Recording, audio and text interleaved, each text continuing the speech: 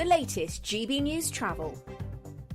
Good evening, I'm Johnny Ratner with the latest on the M1 in West Yorkshire. The two outside lanes remain closed southbound from junctions 40 to 39 near Wakefield, following an accident of queues back to the M62, and heading north through Warwickshire up the M6 as the outside lane on that three-lane stretch closed from junction 1 to 2 towards the M69. A lorry caught fire and emergency barrier repair works are expected to remain in place throughout the night. In Herefordshire, north of Lempster, the A49 remains closed near the Wolverton Crossroads for emergency repairs following an earlier accident just north of the A44. The Surrey stretch of the M25, by the way, going to be closed from 9 o'clock tonight for weekend works again in Leatherhead and the A3. And strike action means no Northern and Transpennine Express trains today with a reduced service at LNER. That's the latest. You can stay up to date throughout the day by visiting our website, gbnews.com. It's the biggest cash prize we've given away to date. An incredible £20,000 that you could use however you like. And because it's totally tax-free, every single penny will be in your bank account to do whatever you like with. £20,000 in tax-free cash really could be yours this summer. But you've got to be in it to win it. For another chance to win £20,000 in tax-free cash, text PRIZE to 63232. Text costs £2 plus one standard network rate message. Or post your name and number to GB05 PO Box 8690 Derby DE1 9TT. UK only. Entrance must be 18 or over. Lines close at 5 p.m. on the 31st of May. Full terms and privacy notice at gbnews.com/win. Please check the closing time if listening or watching on demand. Good luck. GB News is the home of free speech. We were created to champion it, and we deliver it day in, day out. Free speech allows us all to explore and debate openly the issues most important to us, our families, and of course, the British people. Having challenging conversations to enlighten each other. Which is why we hear all sides of the argument. We are the People's Channel. We will always stand by the freedom to express yourself. On TV, radio and online. This is GB News, Britain's news channel. Join me, Camilla Tominey, every Sunday at 9:30 when I'll be interviewing the key players in British politics and taking them to task. This report basically says that he's not fit to stand trial. With an upcoming election looming over Westminster, now is the time for clear, honest answers. I agree. And that's precisely what I'll get. Is he indecisive? Incompetent? That's the Camilla Tominey Show at 9:30 every Sunday on GB News, the People's Channel, Britain's election channel.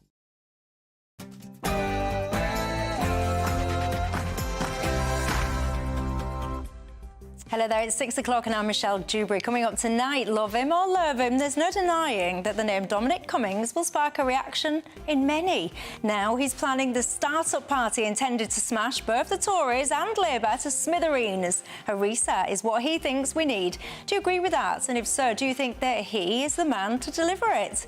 And many recruitment agencies are making a not-so-small fortune supplying agency staff to a desperate NHS. Let me ask you this. Do you think this is basically all fair business, or is it exploitation? And an asylum seeker said that he should be granted special status because he's an Olympic medal winner. Should he be or not?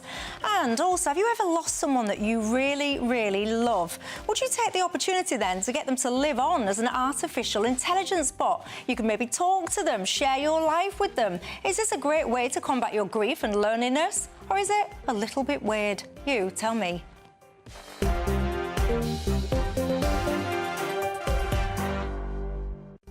Got all of that to come and more. I've even got a nice, happy story tonight. What a treat. But before we get stuck in, let's cross live for tonight's latest news headlines.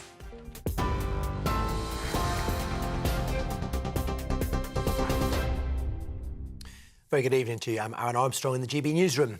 The Chancellor's welcomed the Bank of England's decision to hold its base rate, saying it's better not to rush into cutting interest rates. It has been left unchanged, therefore, for a sixth time at 5.25%.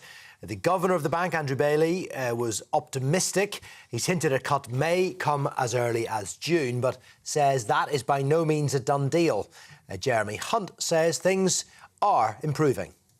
I welcome the fact the Bank of England's obviously thought about this very hard. They take this decision independently And I would much rather that they waited until they're absolutely sure inflation is on a downward trajectory and rushed into a decision that they had to reverse at a later stage. What we want is sustainably low interest rates. And I think what's encouraging is that the Bank of England governor, for the first time, has expressed real optimism that we're on that path. However, the Shadow Chief Secretary to the Treasury, Darren Jones, says it's clear the economy hasn't turned a corner. Bank of England's decision today is its independent right to make decisions about interest rates, but clearly that's bad news for people at home who are having to reset their mortgages for the years ahead at a more expensive rate, and for people having to pay rent for their homes. And that's why the economy has not turned a corner and why people at home are not feeling any uptick when they're told by Conservative ministers doing victory laps this week that the country has turned a corner when it hasn't. Pro-Palestinian protesters have been gathering in the Swedish city of Malmö ahead of the second Eurovision semi-final. Hundreds of demonstrators have been waving Palestinian flags in the city's historic market square in opposition to Israel's participation in the song contest. Crowds were heard last night booing Israel's performance, and organisers have been forced to apologise after Sweden's Eric Saad wore a Palestinian scarf. That is a breach of the contest's ban on political symbols. Labour's new MP, Natalie Elphicks, apologised for comments she made about sexual assault. The MP for Dover announced her defection from the Tories to Labour just moments before PMQs yesterday. But it's ignited a backlash amongst some Labour MPs after comments Ms Elphick made in defence of her former partner who was convicted of assaulting two women. However, the chair of the Labour Party, Annalise Dodds, says Ms Elphick's been held to account. Well, those were very, very serious issues. The sexual assault that was rightly prosecuted, and of course there was a parliamentary process that followed that, including a parliamentary process that applied to Natalie Elphicks. So it's absolutely right that there was accountability there. It's an incredibly important matter. Every workplace, including Parliament, has got to be free of sexual harassment. The number of people waiting for hospital treatment is still going up, despite the government's promise to end year-long waits by next March. Nearly 310,000 people have been waiting longer than 52 weeks for routine treatment last month. Now, there's been some progress, with referrals for suspected cancer slightly up from 64% to nearly 69%, but it's still far short of the 85% target. Downing Street has blamed strike action. It insists the latest figures were a significant achievement in the context of industrial action within the health service. Stormy Daniels was accused of profiting from a story involving a sexual encounter with Donald Trump, as lawyers sought to undermine her credibility as a witness. The encounter is now at the centre of the former president's so-called hush money trial. Ms Daniels says she signed a statement denying an affair with Mr Trump because she was told she had to. Her lawyer has previously argued the statement was designed to be technically accurate by denying an affair without denying a sexual encounter. Mr Trump denies any wrongdoing, and the case continues. The Home Office has removed figures on French efforts to stop small boat launches from its website. The U-turn comes a little more than a week after it first started publishing the data in an effort to show cooperation between French and UK authorities. The most recent figures had shown French authorities stopped more than 1,000 migrants from launching boats since last week. And police are appealing for help to locate two people suspected of stealing culturally significant gold artefacts from a museum. CCTV shows two people in hooded tops climbing through a window at the Ely Museum in Cambridgeshire in the early hours of Tuesday. An item called the East Cambridgeshire Gold Torque was taken, along with a gold bracelet. Anyone with information is being asked to contact police or Crime Stoppers. More on all of our stories on our alerts, GB News alerts. Scan the QR code on your screen or go to our website. Now it's back to Michelle.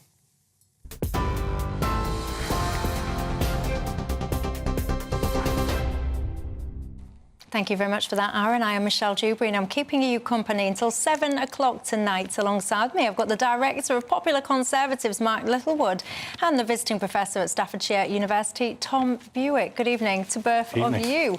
And also, very good evening to all of you at home. However you're watching or listening tonight, you're very welcome indeed. And as you know, it's not just about us, it is about you guys at home. What's on your mind tonight? Get in touch with me all the usual ways. You can email me gbviews@gbnews.com. You can go to the website and chat to us there, gbnews.com/yoursay, or you can X or tweet me. You can do whatever you want. Just come and be part of the conversation tonight. There's lots I want to discuss with you. The state of politics so far.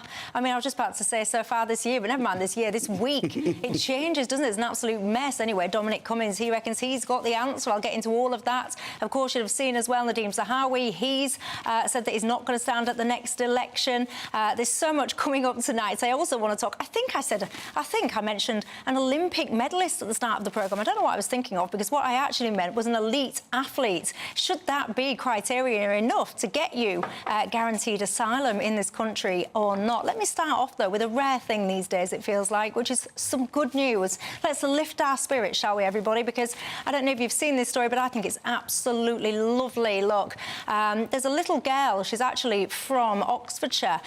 She was born deaf, very deaf indeed, and she has now become the first person worldwide to take part in this brand new therapy. It's gene therapy, actually. She was called Opal Sandy, this little girl.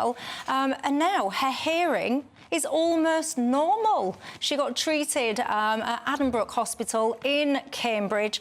I mean, the footage of this is absolutely lovely because, you know, her sister's deaf as well, but she has a cochlear implant. And I just think when you hear the family describing this moment when they realise that their little girl can hear so much better than before. And it's just the advances in technology and medicine and science. We're so lucky. Bless you, Michelle and GB News, for starting with the good news story. Well, it's very amazing. rare. And it's incredible what technology can do. My grandfather went deaf. My father's going deaf. I'll probably end up going deaf. But thank God for this. I mean, I have no idea about what the science is behind it, but it is wonderful and great. And I wonder whether, actually, in the 24/7 media of today, we should reflect a bit more on how the human race progresses forward. The good news, the fact that we're getting richer and safer and healthier, and what a great example of it. Yeah, God it's bless lovely. Tom? Well, we're talking about the NHS on the show tonight. We are. Of course, always those examples of arguably wasted taxpayers' money. I think this is just a great example where this is investment, isn't it, in technology and in the treatments. It wasn't invented by the NHS. It wasn't, no. But the fact they're just administering. It's been made available on the NHS, and I think we should all champion that because this is literally being life-changing. But really importantly, this will hopefully unlock the gates for other children who have this kind of... this was a trial, basically. So it was recruiting patients in the UK, in the US and Spain. I think China are kind of trying out some of this technology as well. And it's Deaf Awareness Week this week, actually, in case you're not familiar with that. And I've got to say, I do think that there is a lot of stigma attached. It's one thing, like, look, these glasses, we all kind of have no qualms in wearing glasses, do we? But I think still, very sadly, in this day and age, I think there is still a stigma around hearing loss, hearing aids and all the rest of it. And it's a real shame, actually, because not everyone can hear as well as they ought to. I don't think it's an age thing. Well, I guess it probably is an age thing. I mean, you generally tend to go, your eyesight and your hearing tends to fail as you get older, as a rule. You think it's part of the course? As a general rule. But, Michelle, you're right. I mean, I don't know whether you're long-sighted or short-sighted. But anyone who wears glasses says, I have an eyesight issue.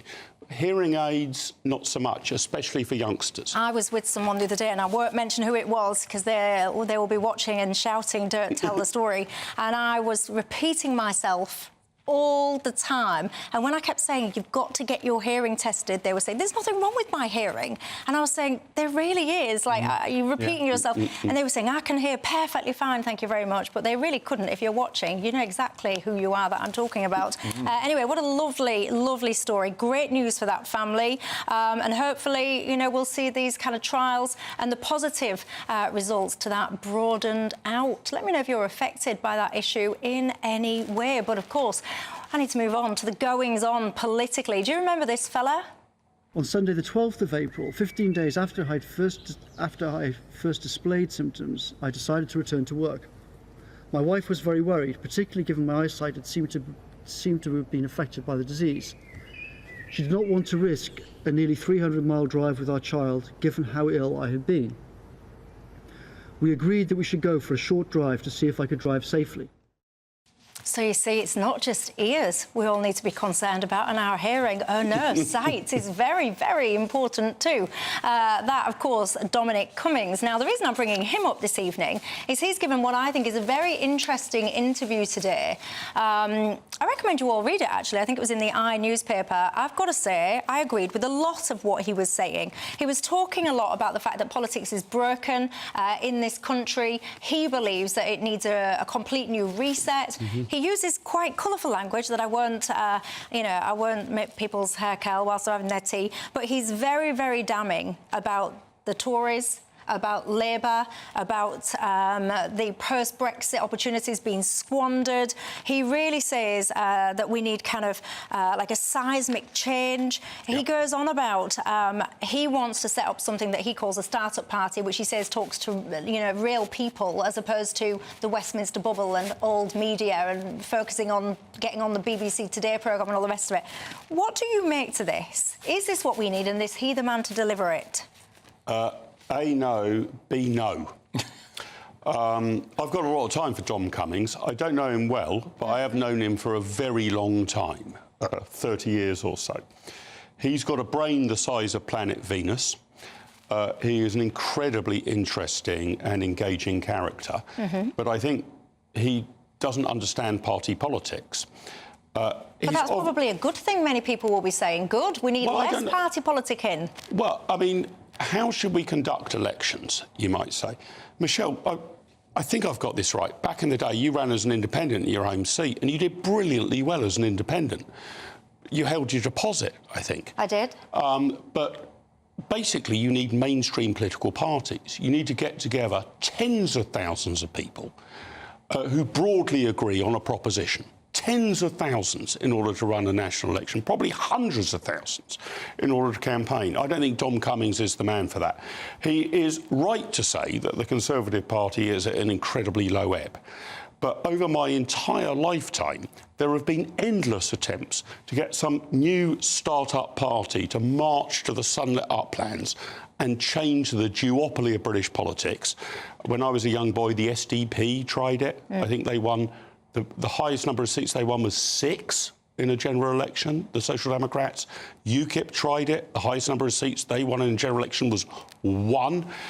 I think it's probably better to try and influence the two main parties and to get them to change. If you're on the left and dissatisfied with the Labour Party, try and influence them. If you're on the right and dissatisfied with the Tory party, try and influence them. And indeed, I'm in the second lane. I would like to change the Conservative Party. I don't think it's fit for purpose at the moment, but I think in 10 or 20 years' time, it will probably be doing better than the Dom Cummings party. Tom Buell? Dom Cummings may have a brain the size of the planet, but I think he's got the personal mannerisms of a cesspit. I mean, reading that press release, a lot of it's not repeatable on air. I think that just shows, in a sense, he debases our politics. And, you can have huge ideological differences. I think one of the problems now, you were talking on last night's show about the Uniparty, is that there aren't enough ideological differences and, you might say, a battle of real ideas about where we take this country forward. That said, I mean, the prescription, are we ruled over by a technocratic elite that pretty much thinks the same, acts the same? You see it in Parliament in terms of the background of MPs.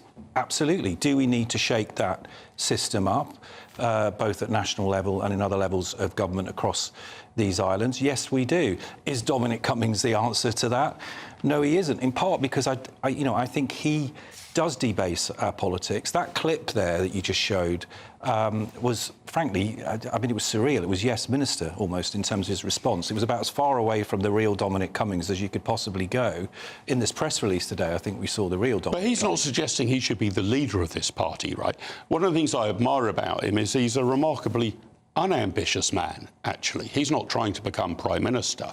He's not like the farce we saw with Monty Panesar trying to become a Member of Parliament. He's just lobbing this in as a grenade and seeing how people react. You're right, Mark, but I think you said something really interesting, actually, in your first intervention, which is about influencing the existing party structure. When you look at the vote shares going back to Second World War, Labour and Conservative get around about 80% of the vote in a general election, give or take a couple of percent.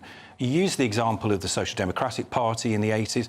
They've just stood a candidate in London who marginally managed to beat Count Binface in terms of the share of the vote, just over 1.6% or something. So it shows that even where you've got established brands like the SDP, it's very hard to harvest those votes at the ballot box, which is why I think what Dominic Cummings actually should be doing is he should be getting on the phone to Richard Tice, offering his services to the Reform Party, because they are at least an alternative to the Conservatives as a centre-right force. And what, they're polling at 13% of the quite close to Conservatives. Indeed, that is something to build on. Well, he talks about Nigel Farage, actually, because he's basically saying that he reckons the Tory party are constantly fretting about what Nigel Farage is going to do next.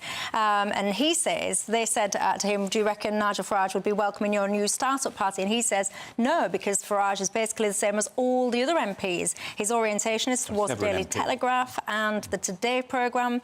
No, he's saying that his orientation is the same as the other MPs. So he's saying that he's driven more towards connecting with the Telegraph and the Today programme, and he thinks it's highly, highly unlikely, that's his quote, that Farage would ever become an MP. He says there's a limit on his support.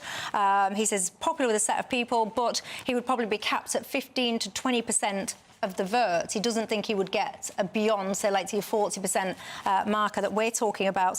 He talks as well about Ukraine, which I thought was interesting. I don't know if you looked at this stuff. He was actually saying that getting into the situation where we've literally really got in deeply when it comes to backing and supporting Ukraine, he says was the absolutely wrong move. He does use lots of choice language, this is what I'm saying, so I can't read a lot of it out directly for you, but he basically says, he calls Ukraine a corrupt mafia state that has basically conned us all, and now we're going to get bleeped as a consequence, he says. And he thinks that it was the wrong thing to do. He says that involving ourselves the way we have with Ukraine, all it's really achieved, not punishing Russia, but driving Russia deeper into the bosom of China. Well, I mean, again, Michelle, I'll go back to my first point. Dominic Cummings is an extremely interesting commentator, even if he occasionally uses expletives. I think he concedes in his interview, sorry I'm late, I was up drinking till 3 a.m. I don't hold that against him. And he may have some interesting things to say about Ukraine. I do think there is a case that we have pivoted to a position in which Zelensky is treated like some saint, and probably isn't. But what's he going to do here? He hates the Conservative Party. He hates the Labour Party. He's not willing to work with Nigel Farage. He has a particular foreign policy he wants this party to take, which is presumably to pull out of Ukraine. This is an interesting piece of editorial content from a very smart man. It is not a new political party by any size, shape or form, and it can't be, because for all of Dominic Cummings' brilliant talents, he can't work with people. And working with people is pretty much the second rule of politics. The first one is being able to add up. What do you make to it? Would you be intrigued, tempted perhaps to dabble with another party? I always think one of the most important facets of this next election are going to be how do you get the people that are not engaged, that typically do not vote, how do you galvanise those people into turning out and voting? Do you reckon that this, perhaps, Dominic Cummings' ideas could be the way forward? Would it motivate you and change your actions when it comes to the next general election or not? Also, did you see as well Nadeem Zahawi? He said that he's not going to stand at the next election. I'll touch on that as well after the break, but I want to ask you, NHS is in a mess. You've got so many recruitment agencies now making a small fortune by supplying expensive agency workers to the NHS. Is that fair or not? See you in 2.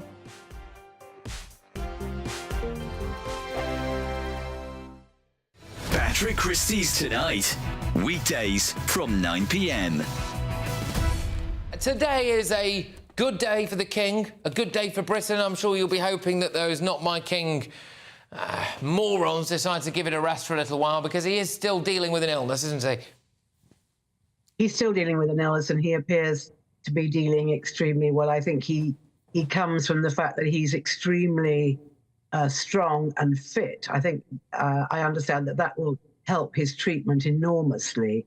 And I think, as your professor was saying, it's the fatigue that can be a brutal thing when you're trying to lead a normal life with cancer. But I think that it's going to really help him psychologically to get out there, and people are going to be giving him enormous support. I mean, I know, as you say, there's an anti-monarchy brigade, but there's been an anti-monarchy brigade since there's been a monarchy. So that is not such a big deal. It has always been there. I feel that Charles is going to get a lot of support from the sort of joyousness of people seeing him and, you know, wishing him well. And I think that that's going to be immensely important to him. It's a very busy time, but I think a boost for William and Kate. William's out and about. We don't know about Kate, but I feel that the King will definitely. It's a very busy time coming up with the anniversary of D-Day in Normandy, which I know he will be desperate to be a part of. Then there's the big royal season, the Trooping the Colour, the Garter ceremony, Royal Ascot, and then he is hosting the Emperor and Empress of Japan at the end of June. So it's a absolutely packed month for someone that is presumably going to get very tired. Yes, indeed. I mean, if he gets through all of that, I think that will be absolutely massive, won't it? In the GB newsroom, we bring you the news as it happens. With our team of dedicated journalists across the UK, GB News brings you accurate reporting of the day's topical agenda. When the news breaks, wherever and whenever it's happening, we'll be there. This is GB News, the People's Channel, Britain's news channel. If you want your news to be straight talking... This is a nightmare for the Conservatives again. Down to earth. It's not just Nottingham where this is happening, is it? And most importantly, honest. Hard-working, middle-class taxpayers, they'll get their book thrown at them. Then catch me, Martin Daubney, Monday to Friday, 3 till 6 p.m. on GB News, Britain's news channel. Join me, Neil Oliver, every Sunday night at 6 p.m. on GB News. And if an hour is not nearly enough for you, go to gbnews.com for special extended episodes online every Friday at 9 p.m, where we can truly get into the nitty-gritty of what's going on. GB News, Britain's news channel.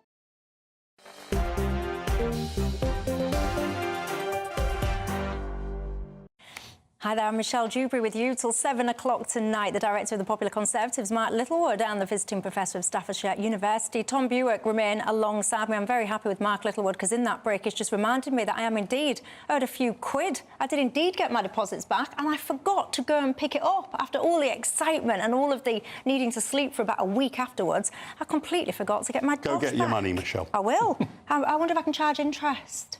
That would be interesting. Not sure you'll win that, pal, but they'll probably give you your money back. Well, yeah, there you go. Interesting. Look, who's this? Kes says, it sounds to me that all the people who shout the loudest about broken Britain are the ones that have done their best to break it or have voted against attempts to make it better. Shirley says, what absolute nonsense these two guests are saying. She means you two. She says, do you remember when Dom Cummings spoke about culling the civil service? He won 2 elections. He knows what the people want. Lucia says, I'd love to see Dominic Cummings make a comeback. I always... and then she talks about Carrie Symonds. She basically is blaming all of the things that have happened on Boris, on his wife, really? And I'm not sure I share that. Nelson says, bring it on, Dominic. The more the merrier. They're fed up, he says, with the Tories. Labour libs need more on the block, so why not get new rules to stop new parties? He says the whole thing needs a shake-up. Dominic and his party would be a disaster, says Chris. Creating a new political party is not like running the Brexit campaign. And Lee says, whatever next, we're going to be hearing that Matt Hancock is going to shake up the country and sort it all out. He says all of this, all of these people need to get a grip. But Dale makes an interesting point. He says the problem is he feels, his words, that we're stuck with the main two parties, and he says it's not worth voting anymore in the UK. Listen, I really understand this. I'm a member of the Conservative Party, and I think it was another viewer, Michelle, who said, you know, I agree with John Cummings about the civil services in control. I agree with John Cummings about that. I agree with his view of the blob and that we need to change it. I'm just trying to be practical here. Is there anyone who thinks, even with the Conservative Party at its lowest ebb at the moment, that there are any more than two parties who are competing for government in Britain? There aren't. Now, we might have arguments about whether you want to bring in proportional representation, change the voting system or the rest of it. But I would prefer that John Cummings provided his influence through a think tank. I think that's so wrong, though, by the way. That what you just said, that if anyone thinks that there's more than two parties, essentially you're delusional. No, there are more than two, but they can't form a government.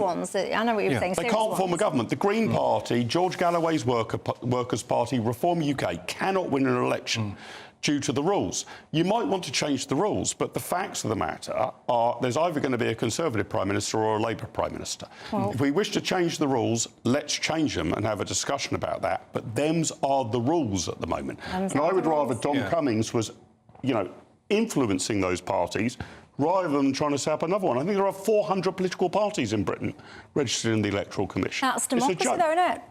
What really disturbs me about this debate, though, is it often comes back to, well, let's just blame the civil service. And don't get me wrong, you know, we need massive reform, and Dom talking about how over-centralised this country is compared to other advanced countries. He's absolutely right about that. But we've got to remember who has been in control of those levers of power since 2010. David Cameron said in 2010, I'll get the deficit down, I won't cut the NHS. Well, he was right about not cutting the NHS. Real-term spending has gone up. But the national debt's gone up from 43% of GDP under Gordon Brown to nearly 100%. That's the size of the whole cake. But hang on, there has been a massive global pandemic in between. Well, Gordon Brown had the 2008 financial crash. There's always an excuse for effectively not building enough houses, spending more on debt interest in terms of, well, we spend less on schools than we do on debt interest. The truth is, we've had a government in charge for the last 14 years, 5 years of that with the Lib Dems, that have failed to actually address the issues that occupy the minds of the vast majority of British voters, which is about housing, it's about transport, it's about education, it's about health. Yeah, but come on. They've taken their eye off the ball. All the parties were in cahoots about desperately wanting to lock us down for goodness knows how long. I think Labour probably would have had us locked down for longer. And when you lock everybody down, the hand-in-hand policy was to print money like it was going out of fashion, to do stuff like buy people's dinner when they went out. Well, Michelle, I think that's a separate point. But where I agree with you is, and it makes me weep now even to think about it, we put a debt of about £300 billion onto our grandchildren and great-grandchildren to pay off, that, frankly, if that money had been used, just a fraction of that money to invest in our infrastructure, digital infrastructure, the railways, into FE colleges, skills and apprenticeships. I'm not so sure we'd have about a different So kind of have you economy. failed the young? Is that the point he's getting I'm not at? so sure because he just wants to cut taxes. I don't think the government is very good at attempts. making investment decisions. HS2 would be Exhibit A catastrophic investment decision. When I was a young person, Concorde was supposed to be the great thing the government was going to invest in. I do agree with you, however, that we need to take a longer look at the actual numbers. And if we are going to lock down, and I was mildly in favour of the first one, but then I lost patience, we've got to be honest with the British people. The cost of the lockdown means next year, we're going to have to cut the education budget by 10%, pensions by 15%, the defence budget by 12%. That's the cost of lockdown. We cannot pretend we are in a crisis every year and we're going to pay it back when the good times roll. For the last 15 years, I've been told about the banking crisis, the Brexit crisis, the COVID crisis. OK, if there is a problem, spend more in the bad times, but then you need to actually be prudent in the good times. Well, we haven't been. Yeah, well, that's Keynesian demand management, which I'm a big fan of. But I'll just take you back to the end of the war. Keynes would be absolutely spinning his grave on what we've This country spent. had as high a tax burden in 1948 as we've got now. Yet a Labour Prime Minister still managed to build hundreds of thousands of homes, cleared the slums. We got comprehensive education eventually after the tripartite system. Universities expanded and therefore opportunity for professional and white-collar jobs. And growth was about 3.5% a year. It's an anemic 1.2% now. It's pathetic. And we've got the Chancellor of the Exchequer going on the TV parading that as some kind of economic... So what's Keir Starmer going to do to change that? Well, this is part of the issue. I think, you know, we haven't seen the Labour manifesto yet. The one in 45 was called Face the Future. He's got to face the electorate in less than a year's time. I think he's got to nothing. face the electorate with a programme that, as I say, comes back to the bread and butter issues that most British people care about. Well, let's see if it happens. Let me ask you this. So the NHS is in an absolute state at the moment. We all know that. Many recruitment companies now, though, are making quite tidy profits, Mark, from supplying agency staff to the NHS in their times of need. So one report out today shows that they're actually charging the NHS £2,000 a shift. The worker themselves was getting about £1,000 and a bit. The agency was getting about £800, so about a 40% commission on that. Is this just basic capitalism, fair markets, or is it people exploiting the NHS's troubles? The NHS is a complete catastrophe, and we have to reform it root and branch. It is pretty much the worst healthcare system in the democratic West. Its results are simply appalling. Tens of thousands of British people die every year compared to systems in Western Europe which actually manage to keep people alive. What I'm measuring here is you're diagnosed with an illness or you have a stroke or a heart attack. What's your chance of being alive 5 years later? Britain is right at the bottom of the schedule here. It is an embarrassment. I do not know why we have elevated this particular model of healthcare to something like a national religion. What we need to do is to say this: the principle of the NHS, that everybody is covered, rich and poor, all of you can get service, rich and poor, and it needs to be high quality. I support all of that. Germany, Switzerland, Holland, France, Belgium, you name it, have a much more marketised system. And if you run this system on a socialist basis, you're going to get queues. And we've got queues. And then people are coming in saying, I think I can sort your queue. But we are running our healthcare in the same way that the USSR ran food. It's a catastrophe. And it's not run like a socialist planned service at all. It's actually quite decentralised to these trusts. It's these trusts that are making these decisions to buy these specialist nurses at £2,000 a shift. There's no market, mate. There's no price mechanism. Well, there is no market. But actually, Mark, I mean, where I disagree with you on this is that I think this is what actually is a great example of where capitalism is broken, because you've got here firms. I saw it in the foster care area as well when I was a councillor responsible for children in care. We'd have these private agencies charging 3-4 times the amount of what we could pay as a local authority. But this isn't like a market economy where you've got private aspects of care in the NHS or care for vulnerable young people. I think these prices should be regulated. Fine, let these companies make a 10-20% profit, but 80% profit margin. You think agency workers should be regulated in the healthcare sector? I do. In any other yes. sector? Look, the hospitality sector? We had Liz Truss, you know very well, who was prepared to bring in an energy price cap in order to keep household bills as down. a short-term emergency. Well, we've got we've got more than a short-term emergency. No, we've got a permanent emergency in the NHS. No, we cannot allow a system where we've effectively got private firms that cream off public money by offering these stellar salaries. So why not just adopt the Dutch system now? Well, I'd like to see the Swedish system, actually, where we... Or the Swiss system. Well, you know, we have a universal system. We're agreed on that, free at the point of clinical need, but it's not free, of course. It's got to be paid for. Yeah. I think the general taxation pot is bust, not least because we as voters have got no direct line of sight to it. We don't know, other than the global figures. I'd like to see a hypothecated tax, people through their payroll pay towards the health and social care, social insurance, particularly we're potentially going to abolish national insurance in the future, and this current government's on that trajectory. But really important, we need... And then private companies competing to provide the best service. Yeah, in Sweden it works as part of a mixed economy. It works everywhere in Europe, I don't have a problem with that. But the current model, you're right, which was built for a time, 1948, July 1948, when Health Service came in, it cost, in today's money, £11 billion a year. We're now spending upwards of £140, £150 billion a year, in part and because it's pretty of technology. much the worst healthcare system in the Western world. Actually, I checked the figures on this earlier, Mark. It's 33 in the world, not a great ranking. 33 in the world, according to the richest country on the planet. Institute, in terms of healthcare outcomes. And that's why we need a debate about healthcare outcomes, because it should be a national health service, not a national sickness service, which is increasingly what it's not a national religion either. No, I agree. Do you regard the NHS as a national religion? Let me just tell you this. According to FOI requests, between 2020 and 2022, NHS trusts in England spent a total... In fact, you tell me, how much do you think they spent between 2020 and 2022 on agency staff? That's your homework. You can think about that during the break and tell me whether or not you think the NHS is a religion. Also, if you're an elite athlete, do you think you should be granted special status when it comes to seeking asylum in this country? See you in 2.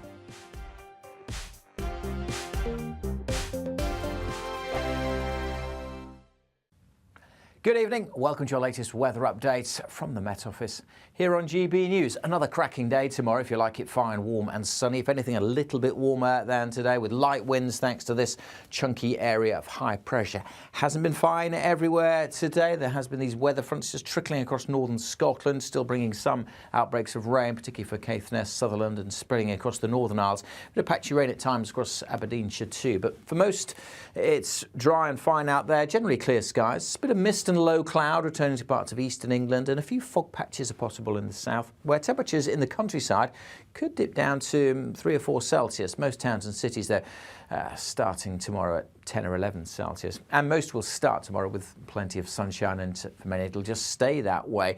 We will see again some misty conditions around a few coasts, particularly perhaps East Anglia, east coast of Northern Ireland, southwest Scotland, and a bit more cloud moving into the Western Isles through the day. But any early rain across Shetland should clear. For most, it's fine, sunny spells and warmer than today, 21 to 23, maybe 24 or even 25 in 1 or 2 locations. Another fine day to come on Saturday. Again, the possibility of some mist and low cloud affecting eastern coast. A small chance of 1 or 2 isolated but heavy showers over northern England and southern Scotland. But for many, fine again. And if anything, a little warmer, 24, 25 degrees, a little cooler around some coasts. Goodbye. The latest GB News travel.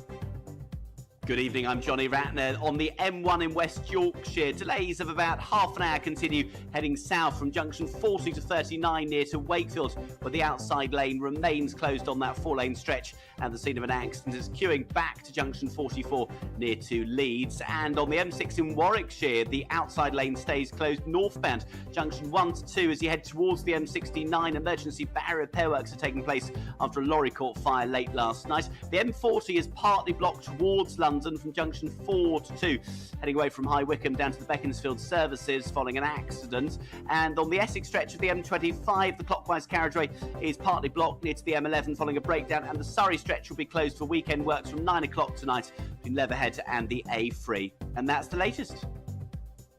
You can stay up to date throughout the day by visiting our website, gbnews.com. Weekdays on GB News. Wake up to breakfast every day from 6 a.m, followed by Britain's newsroom at 9:30. At noon, it's Good Afternoon Britain, followed by Martin Daubney from 3 p.m, only on GB News, the People's Channel, Britain's news channel. I'm Bev Turner. Thank you for joining us on GB News, the People's Channel, Britain's news channel.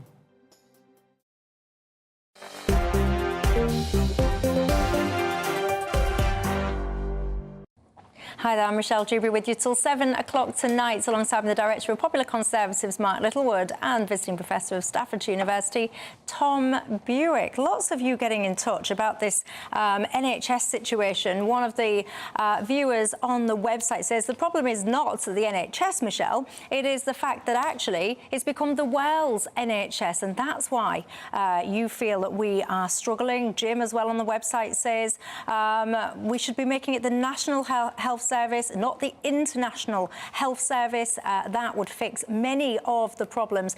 This whole agency staff, lots of people, Joanne on the website says, should contracted NHS nurses be able to sign on for those agencies or for the bank that also pay enhanced rates?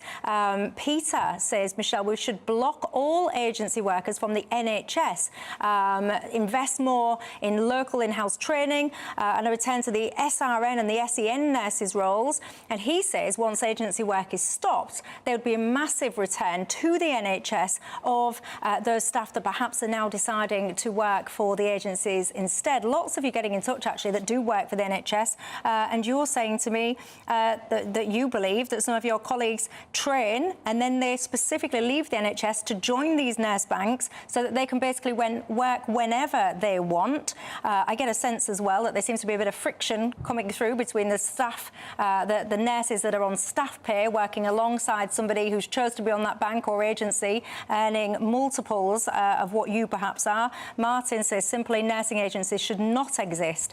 This entire thing undermines the whole purpose for the creation of the NHS. There you go. Look, we talk about the asylum seeker system often, don't we? And now there's a story that caught my eye. A talented cyclist, apparently from Iran. He is seeking asylum in this country. He's been asked, apparently, to move to the Bibi Stockholm whilst he's getting processed. He's a world champion medalist. And there's been suggestions that elite sports people perhaps be given exceptions when wanting to move to the UK. Should there be, Mark? Absolutely not. I mean, what's weird here... Look, I don't really know much about cycling as a sport, Michelle. But if this guy is elite as a cyclist, I presume he's 26 years old, so that's roughly at the peak of your athletic career, I would suggest. He's presumably only earning a total ton of money. He doesn't need to apply for asylum. He can just apply for immigration. We don't have any problem bringing in 26-year-old Brazilian footballers to play for Manchester United or Arsenal or Manchester City. So if this guy can earn a living at this elite cycling, good luck to him. But if he is claiming that he is only here and can't earn a living and is fleeing persecution, the fact that you can ride a bicycle should be treated no differently to any other human being. He's saying that the Home Office put him in a hotel in Reading 8 months ago. He says that gave him a new hope for his career. He built up a support network. But then what he's saying is because he has to then potentially move to where the Bibi Stockholm is, he's going to then lose that support network. He says he won't be able to race. His talent and positive mental attitude will be slammed back down to zero because apparently there's no race tracks, no road races, no race teams, and there's nowhere for him to take his bike on board. And that's biking gives him something to aim for and makes him happy. I can't comment on his individual circumstances or even, the veracity of his claim for asylum. But what I will say, Michelle, is just as we speak right now, there are special rapporteurs in the United Nations trying to get a stay of execution for a rapper, would you believe, a musician in Iran that has been sentenced to death because he has been critical in his rapping of the Iranian regime. That is a fact. So there's a very strong likelihood that this individual is fleeing persecution, certainly is fleeing a very distasteful regime, as we well know. On the issue about the bike and the Bibi Stockholm, I mean, it was always my understanding, correct me if I'm wrong, that asylum seekers are not prisoners, whether it's on the barge or indeed in prison. He can go out somewhere else. I don't quite really get the connection between a hotel in Reading and a barge that's offering accommodation to him and his inability, seemingly, to practice or train. I just don't quite understand that. Isn't it? I mean, you just mentioned I wasn't aware of the story, a rapper who might face the death penalty in Iran. But we wouldn't grant him asylum on the grounds that he's a rapper. We'd grant him asylum on the grounds that he's facing capital punishment. This guy's claim is that he should be granted asylum on the grounds that he can ride a bicycle well. Those are not grounds upon which you get asylum. Well, I don't know if he can adduce evidence that he is facing execution in Iran, I'm all ears. If he's such a good cyclist that he can earn money, I'm all ears as well, and he can go through the normal immigration route. Well, again, that's another thing that is particularly curious, actually, about this case, because there are visas for people who have exceptional talent. I mean, this clearly is a person of exceptional talent in that particular sport. But not much money, apparently. Technically, people who are on the Olympics are amateurs. They don't they earn their money outside of the sport with sponsorships. But it just strikes me, if he really is that talented, and we know we're not going to be able to remove him, are we? Certainly not to Rwanda or back to Iran. So why isn't the British Olympic Association reaching out to this individual? Let's get him a passport. He could be in the next Olympics. Compete for Britain. Exactly. What's Team GB? Well, fair play. Care for Calais, they've got involved and said they do think that this person's mental health would be gravely at risk if he was sent to live on the Bibi Stockholm badge. For an elite cyclist like Mohammed, the prospect of not being able to train with his local club or compete in races, they say, is unimaginable. There you go, lots of people getting in touch still. It's really good you're talking about this one. The agency nurses, David on the website says, we know some nurses that have taken early retirement and then they've returned to an agency to work for a few days to make their money. He says that should not be allowed. Do you think it should or not? I'll tell you that figure of what they spent, by the way, on the agency workers by the end of the programme. But after the break, if you've lost someone that you really, really loved, would you want to create an AI chatbot of them, essentially, to keep them alive? You could talk to them, interact with them. Would that cure your loneliness and your grief? Or is it a little bit weird? Tell me your thoughts. See you in 2.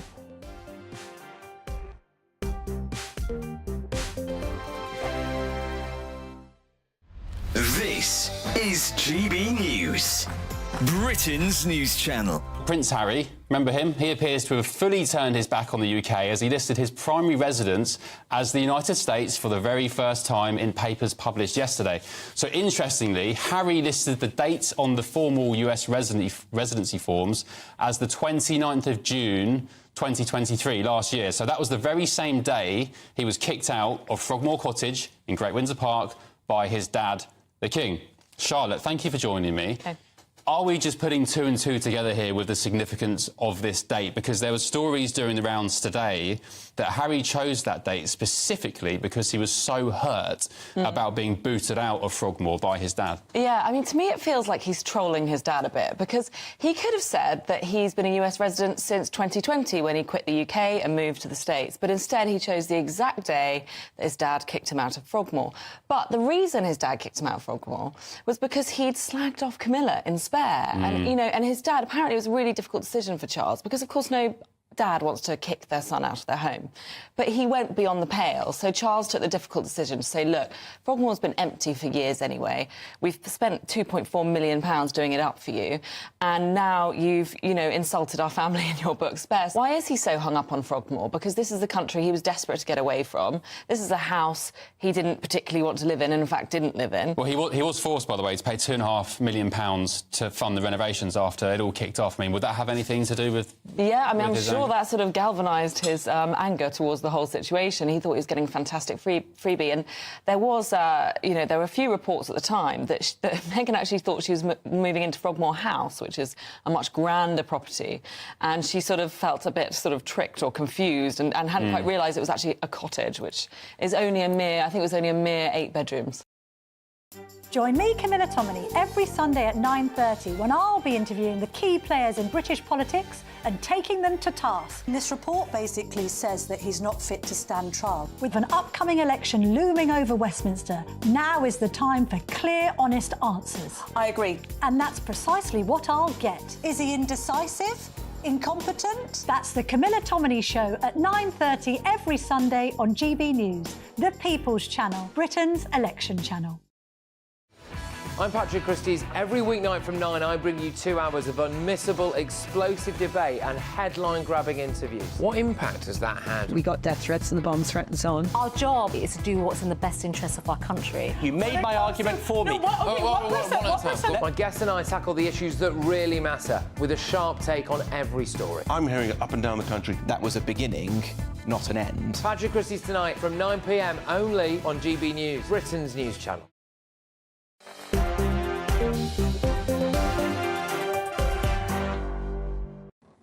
Hi there, I'm Michelle Dewberry with you till 7 o'clock. Alongside me remain my panel, the Director of Popular Conservatives, Mark Littlewood, and the Visiting Professor of Staffordshire University, Tom Buick. I can tell you, you really are still talking about this NHS situation.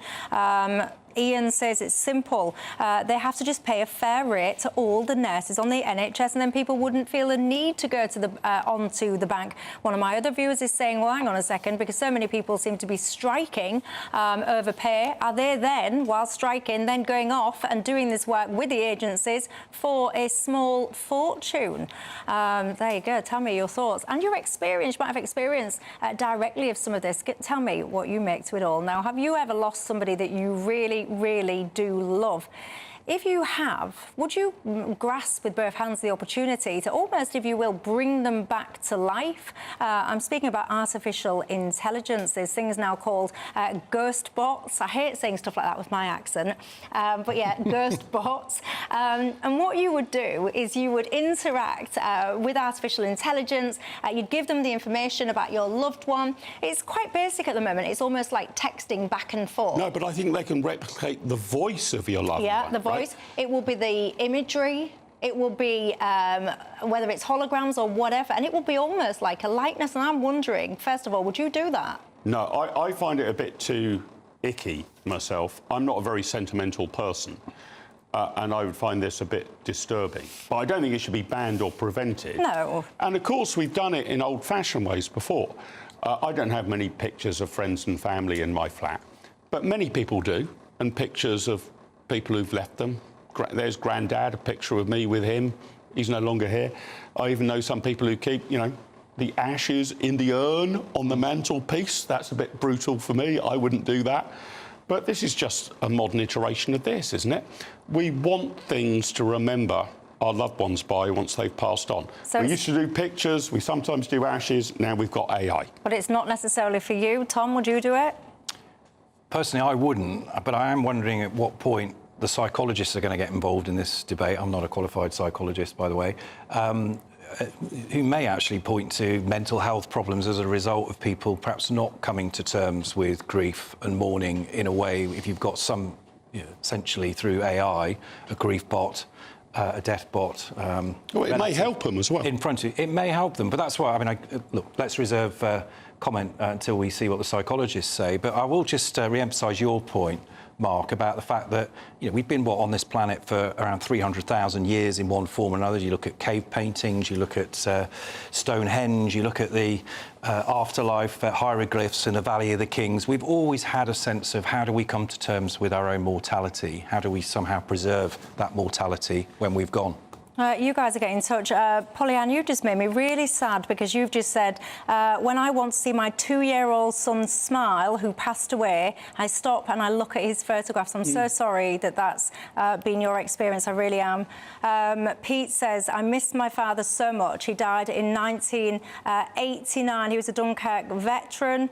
He says, I would just love to talk to him again. Other people are saying that AI is the devil's work, and this is essentially it for all to see. Lots of people, like Glenn says, I just would not do it. The lifetime, yeah, you just... An AI copy, Kesa, an AI copy just wouldn't be the same. And what if, this is quite interesting, he says, what if this bot didn't act the way that you would have wanted them to act? He says, would that essentially have tarnished your opinion of your loved one? I lost my sister very tragically when she was 19 years of age, and it really upsets me because I can't remember her voice anymore. And I think, would I use a service like this? I mean, is it healthy to try and keep people alive when it's not real? Horses or is it for healthier? Courses there, right? Yeah, is it healthier to let grief kind of take its process? Again, you are absolutely divided on that one. The future, who knows what that future will look like? It's almost quite scary, isn't it, when we think what might happen? Anyway, that total, 3.2 billion, was what Truss in England spent on agency staff between 2020 and 2022. There you go, ponder that. Thank you, gents, for the debate tonight. Thank you at home for your company. I will see you tomorrow. Farage up next. Night. A brighter outlook with Box Solar, sponsors of weather on GB News. Good evening. Welcome to your latest weather updates from the Met Office here on GB News. Another cracking day tomorrow if you like it fine, warm and sunny. If anything, a little bit warmer than today with light winds thanks to this chunky area of high pressure. Hasn't been fine everywhere today. There has been these weather fronts just trickling across northern Scotland, still bringing some outbreaks of rain, particularly for Caithness, Sutherland and spreading across the Northern Isles. A bit of patchy rain at times across Aberdeenshire too. But for most, it's dry and fine out there. Generally clear skies. A bit of mist and low cloud returning to parts of eastern England, and a few fog patches are possible in the south, where temperatures in the countryside could dip down to 3 or 4 Celsius. Most towns and cities there starting tomorrow at 10 or 11 Celsius. And most will start tomorrow with plenty of sunshine, and for many it'll just stay that way.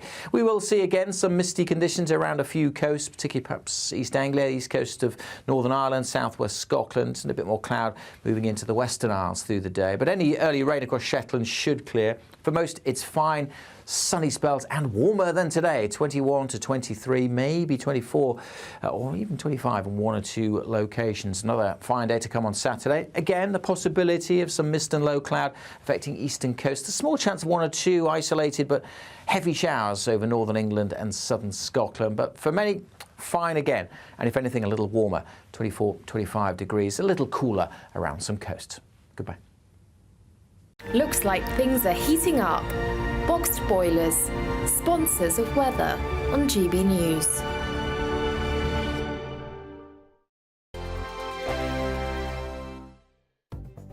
The latest GB News travel. Good evening, I'm Johnny Ratner with the latest. On the M1 in West Yorkshire, there are southbound queues 40 to 39 near Wakefield following an earlier collision. On the M62 in Cheshire, the inside lane's blocked eastbound, junction 11 to 12 towards the M60 following an accident. And on the M6 in Warwickshire, the outside lane's closed northbound from junction 1 to 2 towards the M69 for emergency barrier repairs after a lorry caught fire just south of Coventry. On the Hertfordshire stretch of the M25, a lane shut clockwise 21A to 22 near St Albans following an accident, and on the Surrey stretch, long anti-clockwise queues into the roadworks just before 6 at Godstone. Because of the train strike today, Northern and Trans-Pennine Express are not running any trains across their network, and buses still in for London Northwestern trains from Watford Junction to St Albans Abbey. And that's the latest. You can stay up to date throughout the day by visiting our website gbnews.com. The next Great British Giveaway winner could be you, with a massive £20,000 in tax-free cash to be won. Imagine how you'd react getting that winning call from us. Hi, my name's Phil Cox, and I won the Great British Giveaway. I'd say, why not? What is it? The price of a text and £2 to enter. And if I can win it, anybody can win it. And they're going to get even more money this time round, so why wouldn't you go in the draw? For another chance to win £20,000 in tax-free cash, text prize to 63232. Text costs £2 plus 1 standard network rate message. Or post your name and number to GB05, PO Box 8690, Derby DE1 9TT. UK only. Entrance must be 18 or over. Lines close at 5 p.m. on the 31st of May. Full terms and privacy notice at gbnews.com/win. Please check the closing time if listening or watching on demand. Good luck. 2024, a battleground year. The year the nation decides. As the parties gear up their campaigns for the next general election. Who will be left standing when the British people make one of the biggest decisions of their lives? Who will rise? And who will fall? Let's find out together. For every moment, the highs, the lows, the twists and turns. We'll be with you for every step of this journey. In 2024,